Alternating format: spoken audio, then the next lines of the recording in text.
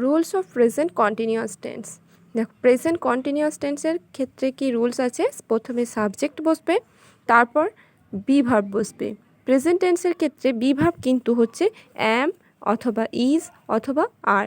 দেখো তোমরা দেখতেই পাচ্ছ প্রেজেন্ট টেন্সের বি ভার্ব অ্যাম ইজ আর।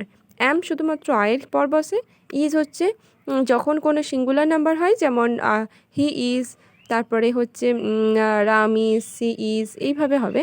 তো এটা আর আর হচ্ছে যখন প্লুরাল নাম্বার হবে, তখন যেহেতু দে আর, তারপর উই আর, ইউ আর, এগুলো হচ্ছে কি তখন আর বসবে। ঠিক আছে, তাহলে প্রেজেন্ট টেন্সের একটা বি ভার্ব বসবে, তারপর বসবে ভার্বের সাথে আইএনজি, তারপর বসবে অবজেক্ট।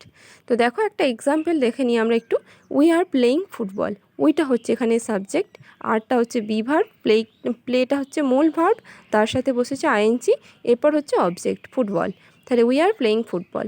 নেক্সট একটা এক্সাম্পল দেখো, ইউ আর ড্রিঙ্কিং মিল্ক, ইউটা হচ্ছে সাবজেক্ট, আর হচ্ছে বি ভার্ব, ড্রিঙ্কটা হচ্ছে মূল ভার্ব, তার সাথে আইএনজি, তারপর হচ্ছে মিল্ক, এটা হচ্ছে object. You are drinking milk. He is driving a bus, হিটা হচ্ছে কি সাবজেক্ট, ইজটা বি ভার্ব, আর ড্রাইভটা হচ্ছে মূল ভার্ব, তার সাথে একটা আইএনজি বসেছে, এরপর হচ্ছে কি অবজেক্ট এ বাস। তো বোঝা গেল প্রেজেন্ট টেন্সের, প্রেজেন্ট কন্টিনিউয়াস টেন্সের রুলসটা।